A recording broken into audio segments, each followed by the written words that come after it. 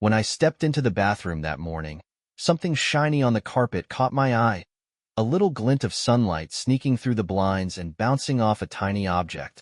Curious, I glanced down, careful not to step on anything sharp since I was barefoot. Jessica hadn't mentioned dropping anything in here, but hey, you never know with kids running around. It was a small, foil circle, almost blending perfectly with the color of the carpet until the light hit it just right. I bent down to pick it up and realized it was the backing from a pill blister pack, the kind left behind when you pop out a pill. I flipped it over and noticed a marking, TU. I figured it meant Tuesday, and since today was Wednesday, this must have been from yesterday's pill. That's when the first red flag went up. I don't take any meds myself, 35 and healthy as a horse. Same with Jessica. We'd both just passed our annual physicals with flying colors. So, what the hell was a pill backing doing in our bathroom? I ran through the list of common daily meds in my head, but one thought stuck out like a sore thumb. Birth control pills? But that made no sense. I'd gotten a vasectomy 2 years ago after we had our second kid. Jessica didn't need to be on the pill anymore. Plus, she never had any issues with her cycle. No cramps, no heavy periods. She was lucky like that. So why was she taking them? For a split second, my mind drifted to darker places. Was she sick and hadn't told me? But no, that didn't add up. We'd both gotten clean bills of health. So if she was on the pill, there was only one reason I could think of. She was sleeping with someone else. I felt like the floor had dropped out from under me. Jessica and I had been together for 9 years. We met at a bar when I was fresh out of college, studying to become an engineer, and she was working as an assistant. Our connection wasn't instant, but after a few dates, things clicked. She's nearly as tall as me, 5 feet 9 inches, with an athletic build from her days playing volleyball. Small up top, but her backside? Man, that was something else. We dated for a year, tied the knot when I was 26, and now we've got 2 kids, ages 5 and 2. Life seemed perfect, or at least, I thought it was. After each maternity leave, Jessica jumped right back into work, climbing the ladder in her office, even though daycare costs were through the roof. Meanwhile, I co-founded an engineering firm with a couple of buddies. We weren't rolling in cash, but we were comfortable. I thought we were happy. But standing there with that little foil disc in my hand, all of that felt like a lie. I slipped the backing back where I found it and tried to calm myself. Confronting her now wouldn't get me anywhere. I needed a plan. Proof. If I was going to accuse my wife of cheating, I damn well better have solid evidence. I went to work like usual that day, but my mind wasn't on the job. I kept replaying everything in my head, trying to figure out the who, when, and how long. Was it someone from her office? Her boss? And the worst thought of all crept in. Were our kids even mine? Despite the whirlwind of emotions, betrayal, anger, heartbreak, I forced myself to focus. I needed facts. So, I did what any rational guy with a spiraling suspicion would do. I turned to the internet. I ordered DNA testing kits to check if the kids were really mine. I also picked up some surveillance gear, tiny voice recorders for her car and purse, little cameras to hide around the house. I doubted she was sneaking someone in here, but I had to be sure. I also needed to get into her phone. I found this cloning device that could copy everything, texts, emails, call logs, but it meant buying a second phone, and that'd take a few days to get delivered. In the meantime, I watched her like a hawk. But here's the kicker. Jessica acted completely normal. No weird behavior, no sudden changes. Our intimate life was the same, once or twice a week, usually on weekends. No secretive texting, no unexplained showers after work. Either she wasn't cheating, or she was damn good at hiding it. The packages arrived Friday morning at my office. I didn't want them coming to the house in case she got suspicious. I had the DNA test kits, the recorders, cameras, a new phone, and the cloning tool. It was go time. I left work early that day. When I got home, the au pair was feeding the kids dinner, giving me the perfect window to set up the cameras. I hid one in the bathroom, another in the living room, and one in the bedroom with a clear view of our bed. After tucking the kids in that night, I collected DNA samples from both of them and from myself, then mailed them out for testing. Jessica got home right on schedule. We had dinner, did our usual small talk. Her day at the office, my day at work, the usual. After dinner, she went to take a shower, and that's when I made my move. I slipped the voice recorders into her car and purse and cloned her phone. I scrolled through the copy, searching for anything suspicious. Texts, emails, calls. Nothing. Either she was covering her tracks, or maybe, just maybe, I was wrong. The weekend came and went without any surprises. We even had our usual morning love before the kids woke up.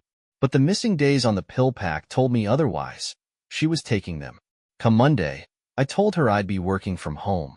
Once she left for the office, I pulled the flash drives from the cameras and started reviewing the footage. The bathroom cam confirmed it. She was taking the pills. But the bedroom footage? That's where things took a turn. Saturday evening, while I was downstairs cooking dinner, she was in our bedroom, showering. But before she got in, she pulled out a second phone. One I'd never seen before, hidden in a spot that wasn't her purse. And she was texting someone.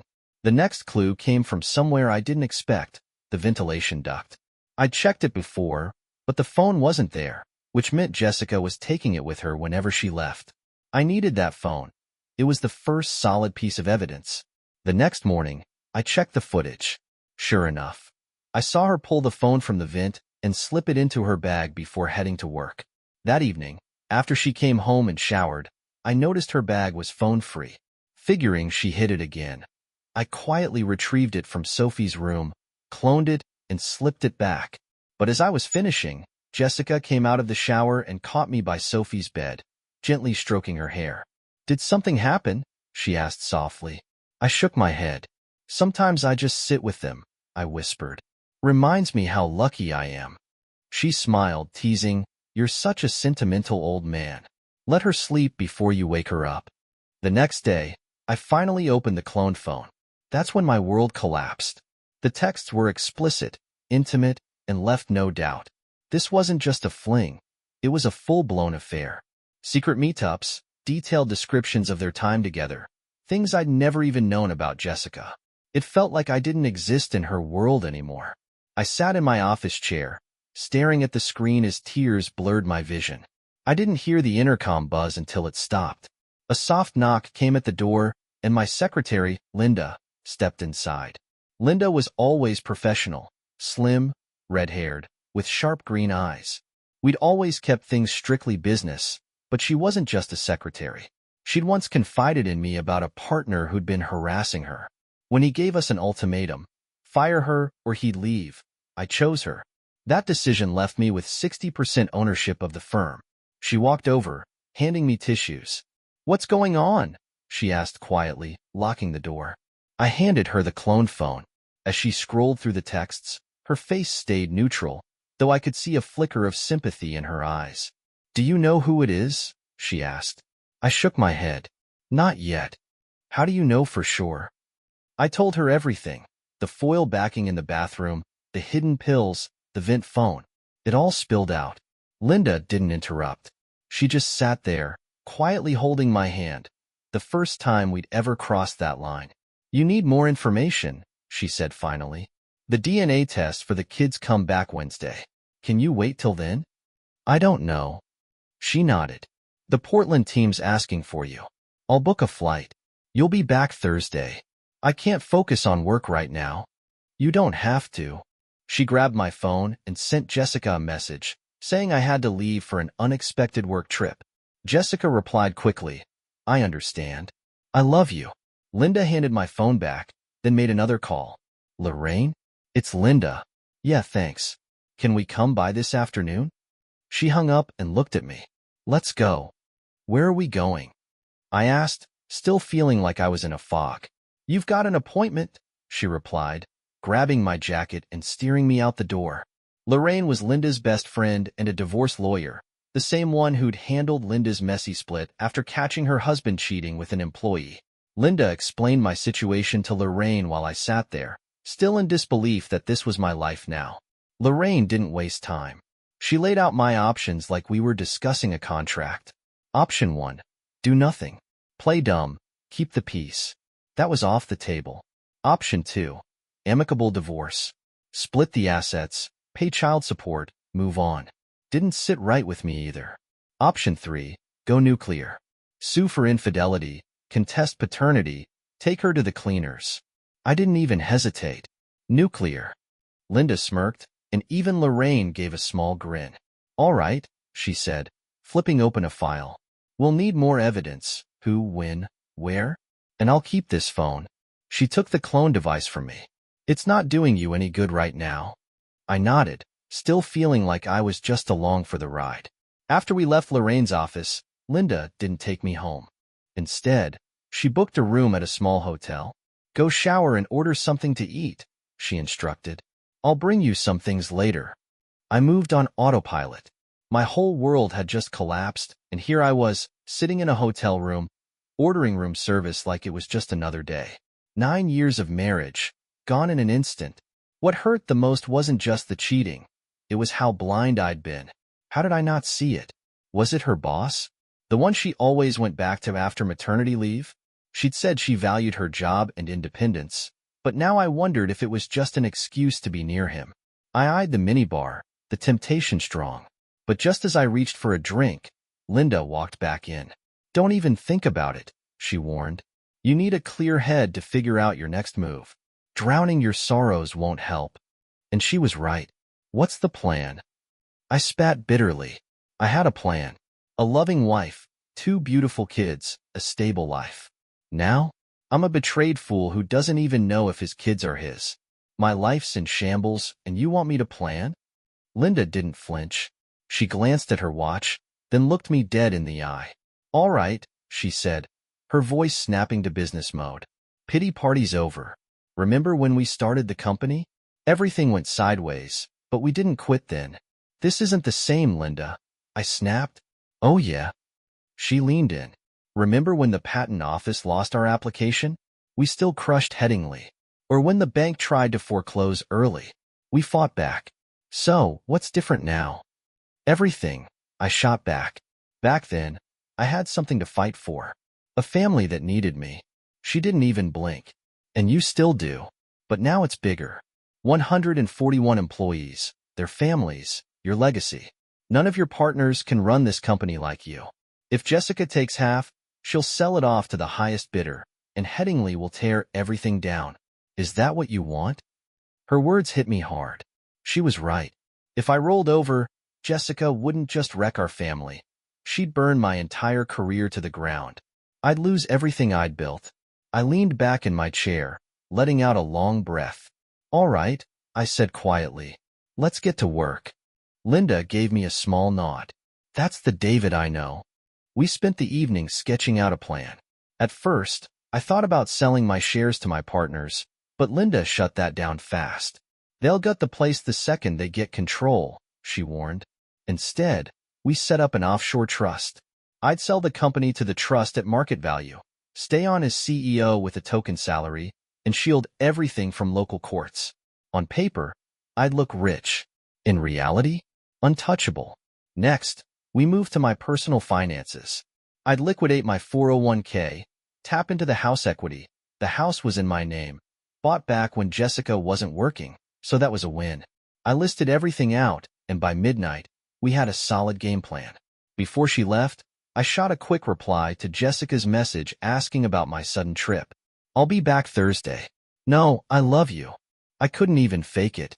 The next morning, Linda picked me up early. After a quick shower, we hit a nearby diner for breakfast. It felt strange, normal even, sitting there planning my life's escape route over pancakes. Brian's got an opening at 10, Linda said between sips of coffee. But first, we need to hit the bank. Won't the courts still trace my assets? I asked. Linda smiled like a cat who just cornered a mouse. Not if you don't have any. That's where Vegas comes in. I stared at her. Vegas? Yeah. Once you pull all your cash together, spend a week there and blow through it. By the time you file for divorce, you'll look broke and drowning in debt. The house? Foreclosure. Your income? Barely enough to live on. Unless, of course, the kids aren't yours. If they are, we'll stash your 401k into a trust for their college fund. Jessica won't touch it. Hell, she might end up paying you alimony. I couldn't tell if she was joking or dead serious. Either way, it made a twisted kind of sense. When do you get the DNA results? She asked. I hesitated, pulling out my phone. The lab said results would be online today. I opened my email, saw the link, but I couldn't click it. My hand froze. Want me to? Linda asked quietly. I handed her the phone. She scrolled, her face unreadable. I searched for any sign, hope, dread, but she finally looked up and said, "They're not in yet. Should be within 12 hours. A mix of relief and anxiety washed over me. I wasn't sure which I preferred, knowing or not knowing. Let's go, she said, standing up. The bank's open. Pulling out the home equity and cashing out my 401k felt mechanical, like checking items off a grocery list. I closed every joint account we had, even the kids' college funds, transferring everything to an account solely in my name. I left our joint checking account untouched. It had less than 10 grand, hardly worth the hassle. Later, when we met with Brian, our company's lawyer, he hit me with something unexpected. "You forgot one thing," he said, flipping through my files. "What?" I asked. "You've got a marriage contract." My jaw clenched. "Since when?" "It was part of the partnership agreement when you started the company. All partners had to sign a prenup to protect the business in case of a divorce." I blinked. "What does that cover?" "Just company assets," he said. "Your personal ones? Still vulnerable. But as an employee, she can only touch your salary and 401k. I leaned forward. "So, what do you suggest?" Brian grinned. "Invest the equity from your house back into the company. Buy out one of your partners. Robert's been itching to cash out anyway. If that's not enough, take a loan from the company pension fund. Repay it with your reduced salary. Everything else ties back to the company and stays protected. And my credit? It'll tank," he said bluntly. "Foreclosure will ding you hard, and you'll lose half of whatever's left in your accounts. But Jessica? She'll get scraps." For the first time in days, I felt a sense of control creeping back in. I might not be able to save my marriage, but I'd be damned if Jessica took everything from me. By the time we left Brian's office, the weight on my chest felt lighter. I wasn't just a blind, betrayed husband anymore. I had a plan, and now it was my turn to play the game. If my whole salary goes to loan payments, how am I supposed to live? I asked bitterly. I've still got bills, living expenses, and my kids maybe. "Let's hold off on the kids for now," Brian advised. "Have you decided what you'll do if they're not yours?" I shook my head. "I don't know. It's too much to process. I need the facts first." "Don't forget," Brian reminded me, "the lawsuit against Jessica's company will likely cover the loan and restore your salary. And if the kids aren't yours, you can go after their father for support after the divorce." I nodded, feeling the weight of it all. "Can you reach out to Robert about selling his shares?" "I can't handle that right now." Brian agreed. "I'll let you know what he says." We shook hands and left. For a moment, I felt like things were finally aligning, but then reality hit me again. The betrayal, the lies. It all came rushing back. Linda and I grabbed lunch at a diner. I barely touched my food, my mind spinning. I finally pulled out my phone, opened the email with the DNA results, and slid it across the table to Linda. I couldn't read it. She scanned the screen, then looked up. "I'm so sorry, David." I took the phone back, my heart pounding. Neither child was biologically mine, but they shared the same father. The pain of losing both kids was crushed by pure rage. Jessica hadn't just cheated. She'd lied for years, convinced me to get a vasectomy, and robbed me of a future I thought was mine. "David," Linda said sharply, pulling me out of my thoughts. "Breathe. We'll get through this." But all I could think about was revenge. I wanted to destroy the man who'd fathered the kids I raised. I wanted Jessica to feel every ounce of this betrayal. Linda stood up. "Come on. Lorraine wants to see us." We drove straight to Lorraine's office. She looked serious when we walked in.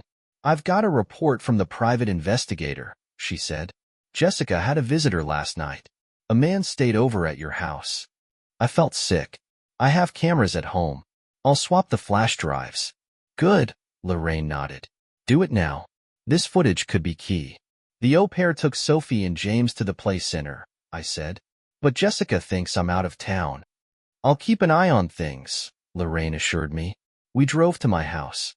I slipped inside, swapped the flash drives, and scanned for anything out of place.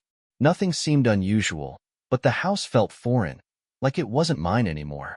We rushed back to Lorraine's office to review the footage. I couldn't bring myself to watch the bedroom footage, but what I saw in the living room was enough. Her boss, Mark Davis, walked into my house with his own key, and when James ran up to him, he called him Papa Mark. That was it. I broke down. I'd been holding it together for too long, and everything came crashing down. For the first time, Linda hugged me, and I let myself fall apart in her arms. After a while, I pulled myself together. The grief faded into something sharper, anger. What's next? I asked, wiping my face. Lorraine didn't miss a beat. Jessica's company has an anti-fraternization policy. We can sue them for violating it, especially since Mark's a senior manager. I told her about Brian's advice. She called him immediately, and within minutes, he emailed over the prenup. Lorraine's eyes lit up as she read. This changes everything. If Robert sells his shares, we invest everything into the company and shield it from Jessica. We'll sue her company, sue Mark for emotional distress, sue Jessica for fraud on the birth certificates, and we'll go after both for child-related expenses. It all depends on Robert, I said. Linda drove me back to the hotel, but as soon as I stepped into my room, there was a knock at the door. It was Linda. Let's go, she said firmly. Why? I asked, exhausted. Because you'll sit here and drown in it. Or worse, hit the minibar, she said. I'm not letting that happen. I sighed but followed her to her car. Where are we going? My place, she said simply. You can stay in the spare room. I started to argue, but the look she gave me shut me up. I'd never been to her house before. It was bigger than I expected, but warm in a way mine hadn't felt in years. She showed me to a room with its own bathroom. Shower. Dinner's in 30 minutes, she said. We ate quietly. The food was good, but I couldn't taste it. My mind raced with everything I'd learned, everything I needed to do. I felt like I was on autopilot, running on fumes and fury. After dinner, my phone rang. I flinched, but it wasn't Jessica. Hello? David. It was Robert. Yeah. Why? Jessica's been cheating on me, I said flatly. For how long? He asked quietly. All this time. There was silence on the line. And the kids? Neither of them are mine. Another long pause. So, you want to tie your assets to the company and lean on the prenup? Exactly. Robert didn't hesitate. I'll keep 5%. You could stay on as a consulting engineer, Robert suggested. I'll handle HR. The rest is yours. I nodded. Fine. I'll have Brian draw up the paperwork, he said, then paused. David, I'm really sorry. I know it feels impossible now, but it'll get easier. I've been there. I'd almost forgotten Robert's messy divorce 4 years ago. He kept the details to himself, but I knew it wasn't pretty. I guess that prenup he used was coming in handy for both of us. The next morning, Linda woke me with a cup of coffee. Get up, she said, her voice leaving no room for argument. We've got a lot to do. First stop, Brian's office. The paperwork for the buyout was ready. In less than 30 minutes, I'd liquidated everything, home equity, savings, 401k. I even borrowed against the company's pension plan to cover the rest. On paper, I now owed nearly $1 million, and my salary was cut in half. Next, we hit Lorraine's office. She flipped through the documents, nodding with approval. This is perfect, she said. I'll draft the legal filings today. We'll serve her Monday. Where? Linda asked. Someplace public, I muttered. If I could put it on a billboard during the Super Bowl, I would. Lorraine chuckled. Her office then. Monday at 10, if the court clears it in time. I'll file today and get confirmation by tomorrow. I nodded. The idea of Jessica getting served at work gave me a flicker of satisfaction, but it was fleeting. What's next? Linda asked, slipping back into her usual no-nonsense mode. 2 more stops before I go back to the office, I replied. I've got to play the part of the guy who just put out a fire in Portland. You think you can hold out at home till Monday? I'll have to. Not good enough, she said. What do you need to get through the weekend? I didn't answer because I didn't know. Linda just smiled like she had a secret. All right, let's go. I was confused when we pulled up at the medical center. The same place where I'd had my vasectomy. Why are we here? I asked, narrowing my eyes. You said you needed good news, she teased. Come on. Inside, Linda fast-tracked me to see Dr. Harrington, the same doctor who'd handled my procedure. I glanced at her as we were called in. Come with me, I said, and she nodded. Dr. Harrington didn't comment on Linda's presence. David, he began. I understand you're asking about a vasectomy reversal. My eyebrows shot up. That's possible? Linda gave me a small, knowing smile, but I kept my eyes on the doctor. Yes, Dr. Harrington said. Reversals are highly successful, around 95%, even after a few years.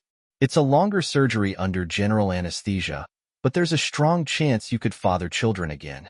For the first time in days, I felt something that wasn't rage or grief. I felt hope. I know it's a lot to process, Dr. Harrington added, handing me information on the procedure and costs. It's not covered by insurance, but if you decide to move forward, we can schedule tests.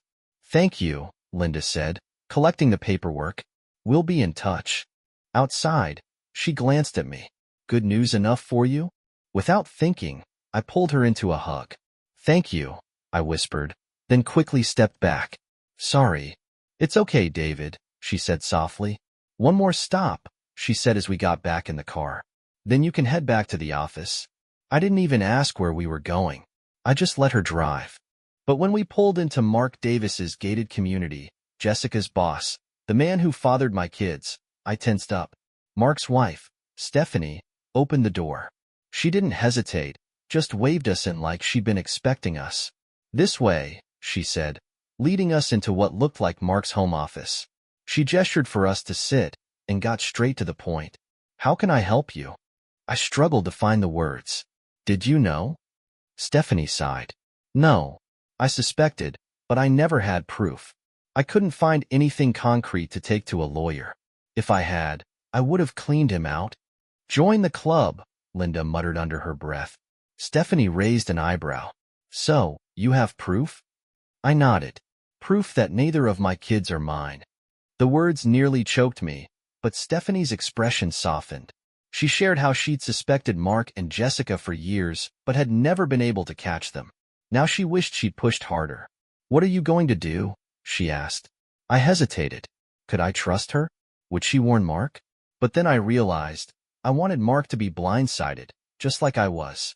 The real question is, I said carefully, what are you going to do? Stephanie didn't miss a beat.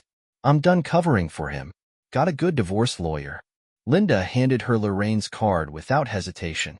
Thank you, Stephanie said, pocketing it. Will a week be enough?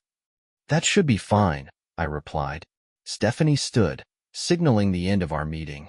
But before we left, she hugged me briefly and kissed my cheek. I'm sorry, she whispered. You deserve better than what that woman did to you. Back at the office, I spent the rest of the day tying up loose ends from the Portland trip. When evening rolled around, I headed home, bracing for the silence, for the weight of it all pressing down on me. Just as I was settling in, there was a knock at the door. It was Linda. I'm heading out, she said, her voice back to its usual professional tone. And just like that, the brief comfort I'd felt was gone. The distance between us snapped back into place, and I realized how much I'd started to rely on her through all this. Now, I wasn't sure where I stood with anything. I wasn't sure if the connection I felt with Linda was real or just in my head, but I thanked her before heading home, grateful for everything she'd done. I stayed at the office late, catching up on work I'd neglected. Around 8 p.m., Jessica texted, asking when I'd be home. I told her another hour or two, claiming I had post-trip matters to handle. She replied she'd probably be asleep by then, adding the usual I love you with kisses. I couldn't bring myself to respond.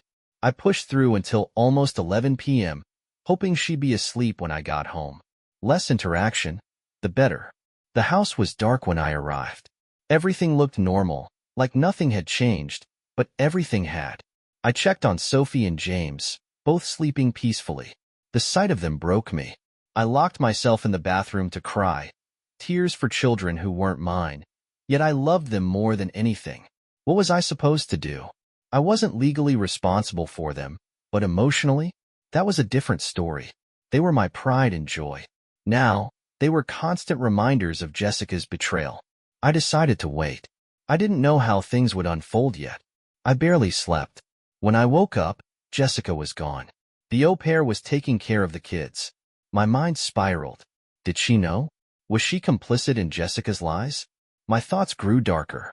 On Monday, I'd make sure she faced consequences. She'd never work as an au pair again. But then I stopped myself. What am I doing? Blaming her was pointless. She might have risked her job if she'd told me. She clearly cared for the kids. She'd been with us since before Sophie was born. Maybe my anger was misplaced.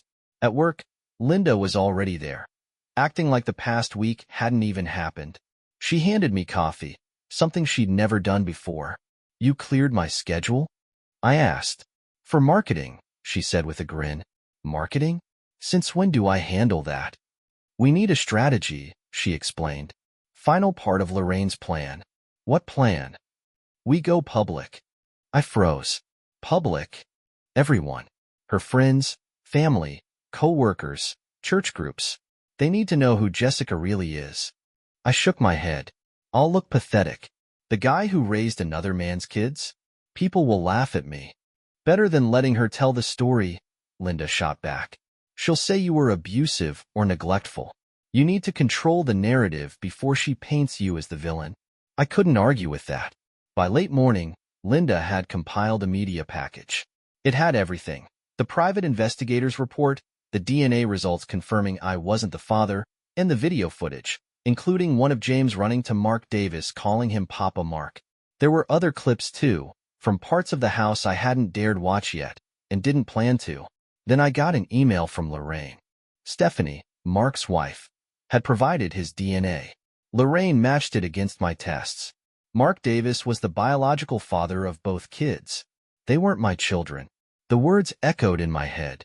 We updated the media package with this new information and scheduled it for delivery to Jessica's parents, my parents, her siblings, and even her entire social network on Facebook and LinkedIn. The emails and courier deliveries were timed for 10 a.m. on Monday, right when Jessica would be served at work. I just had to get through the weekend. My engineering background came in handy. In under an hour, I designed a small device, a timer with a motor and battery, that would vibrate after a set time. Friday evening, after the au pair left, I slipped it under Sophie's pillow, set to go off at 6 a.m. Saturday morning, right on schedule, Sophie woke up early and ran into our room, interrupting any chance Jessica had of initiating anything. I smirked, proud of the simple sabotage. I spent the rest of Saturday keeping busy with chores Jessica had been nagging me about for months. When she commented on how much I was getting done, I shrugged. They needed doing. That night, when she tried to get close, I pretended to be asleep. Sunday morning, the device worked again, cutting off any attempts at intimacy. By afternoon, we took the kids to the zoo. I struggled the entire day, staring at the woman I once loved and the kids I had believed were mine. I nearly broke down more than once, biting my cheek until I tasted blood just to keep myself together. But I made it through the weekend. Monday morning, I was resolute. I'm working from home today, I told Jessica. Need to discuss a few things with the au pair. She kissed me goodbye, and I barely acknowledged her. As soon as she left for work, I checked the time, 8:15. The au pair knocked on my office door. I'm taking the kids to the play center. No, I said.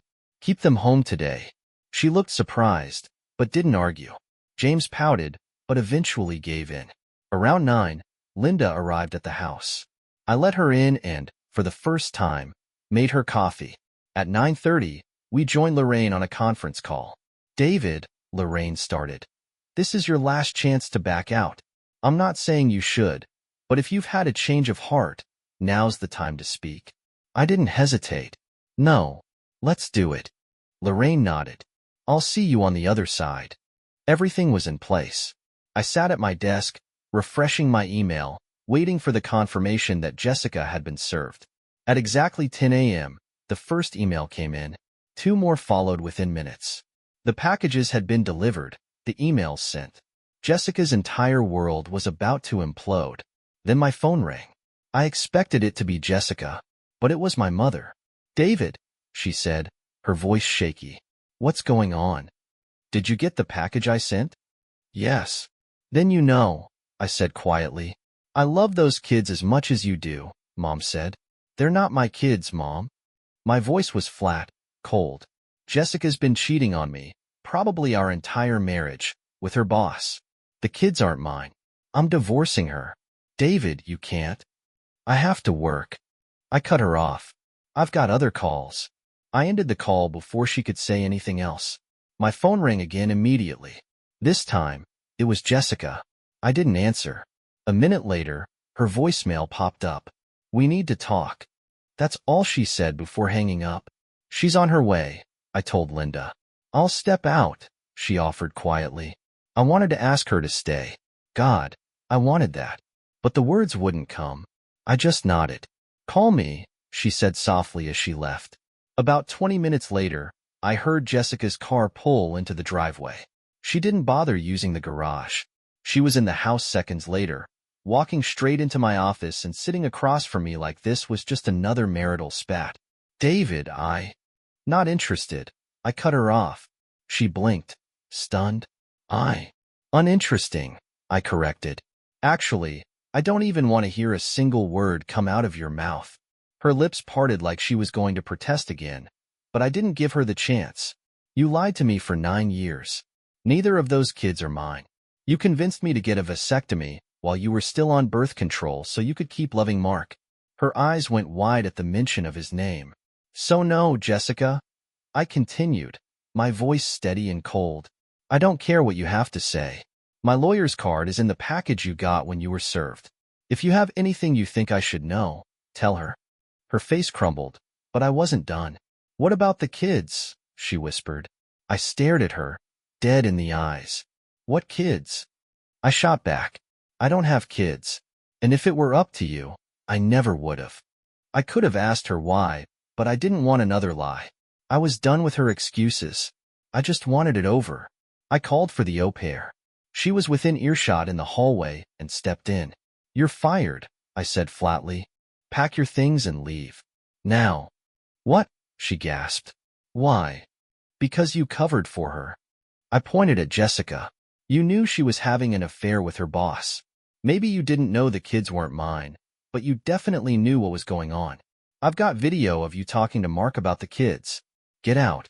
Jessica jumped in. David, you can't fire her. I pay her salary. The au pair glanced at Jessica like she'd been thrown a lifeline. Fine, I said, shrugging. But I've already informed the agency that you were complicit in an extramarital affair.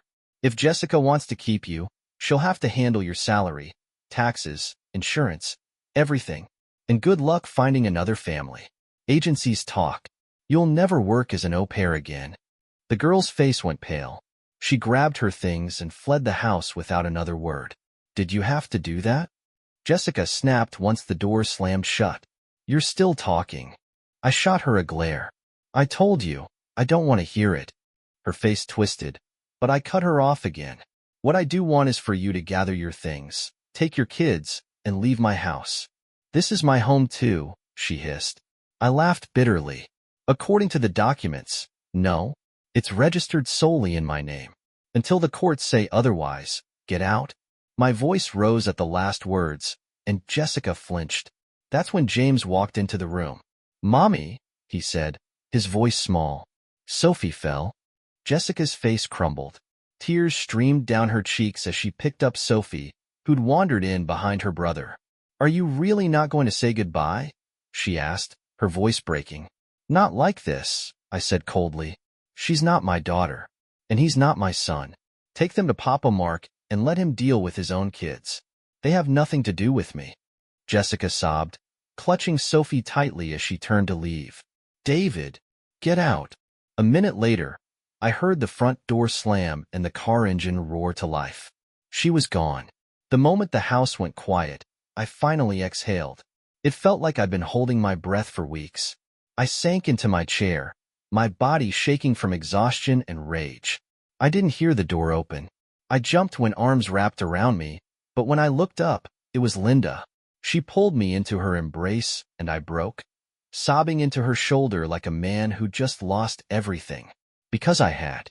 It took a while to pull myself together. When I finally did, the weight of what had happened hit me like a freight train. 9 years.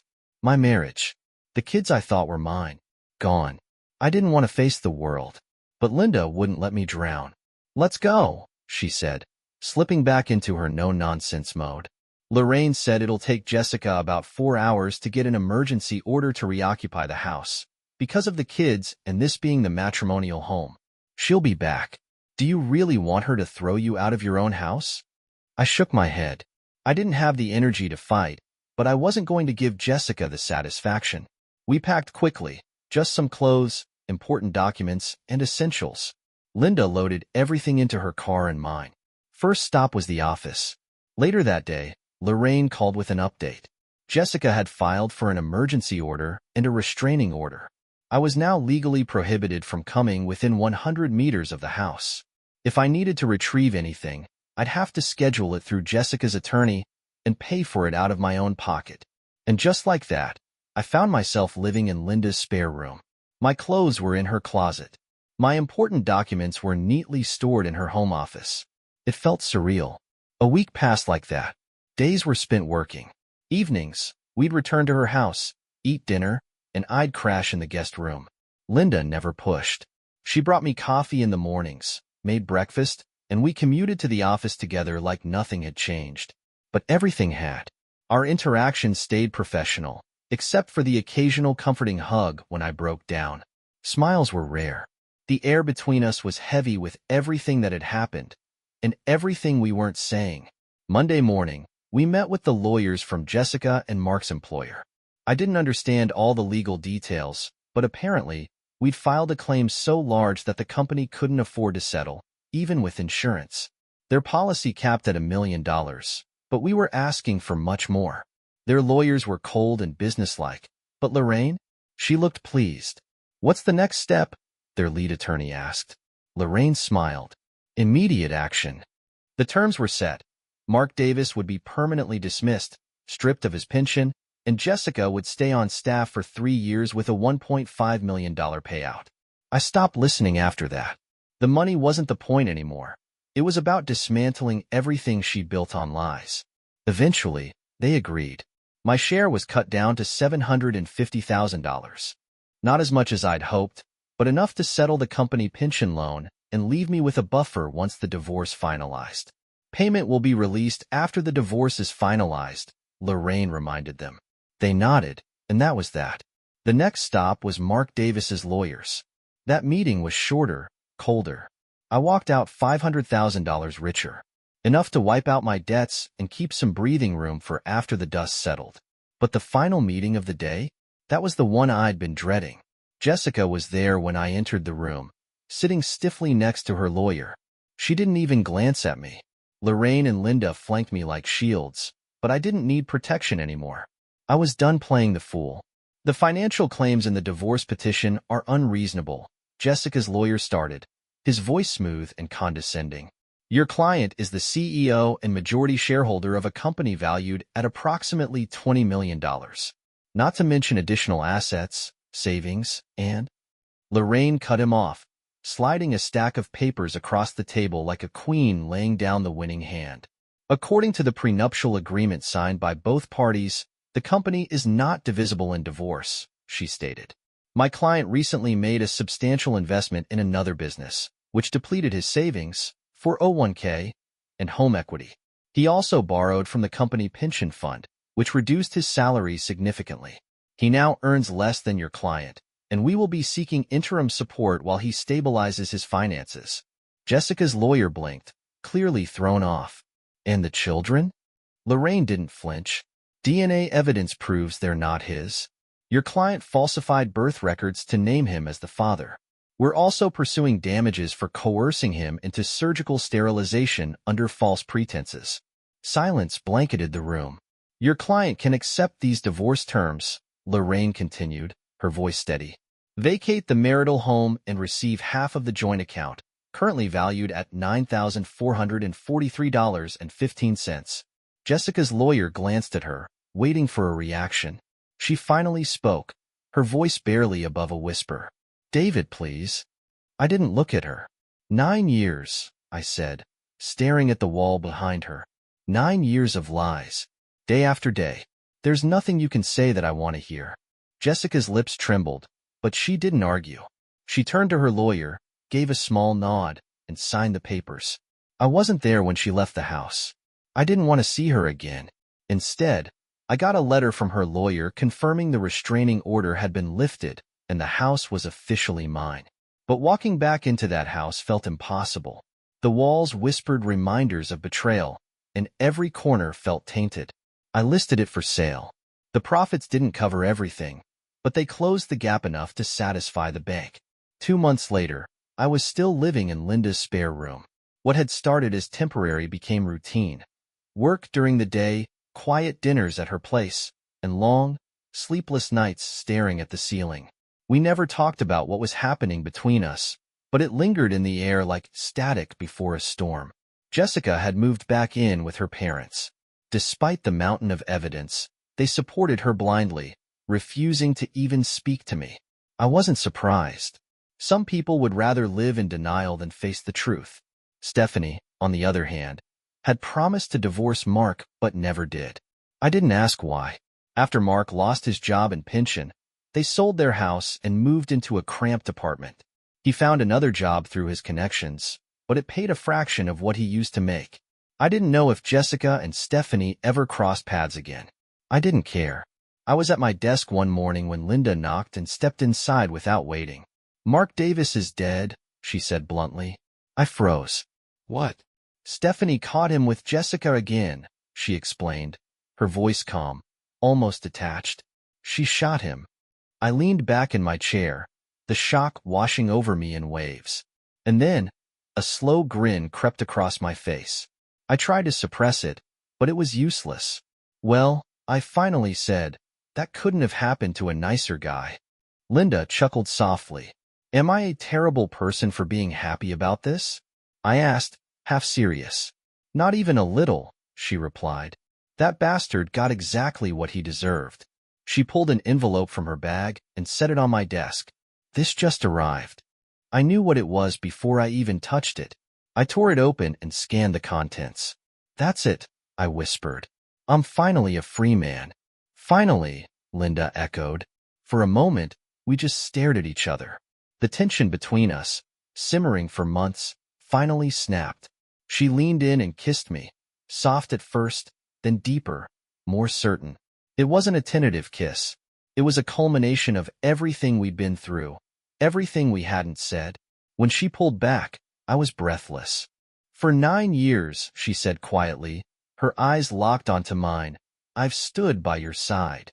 You're the most honorable man I've ever known. You never once crossed a line, never made a move, and I admired you for that. But I've been waiting for this moment. Now that you're free, I want to show you that not all women are like her." She reached for my hand, her touch warm and familiar. "We make a great team, David. I know you better than anyone, just like a wife knows her husband. And you know me too. Give me a chance to prove that." I didn't need time to think. The truth was already there, settled deep in my chest. I'd fallen for her long before Jessica's betrayal came to light. I just hadn't admitted it until now. She hesitated, searching my face for an answer. "Do you have anything to say?" she asked, her voice softer now, vulnerable. I smiled, feeling lighter than I had in years. "How many?" I asked. She blinked, confused. "How many what?" I squeezed her hand gently. "How many kids should we have?" Share your thoughts in the comments. Did David's pursuit of revenge feel justified or excessive to you? If you like this story, subscribe to the channel and give us a like.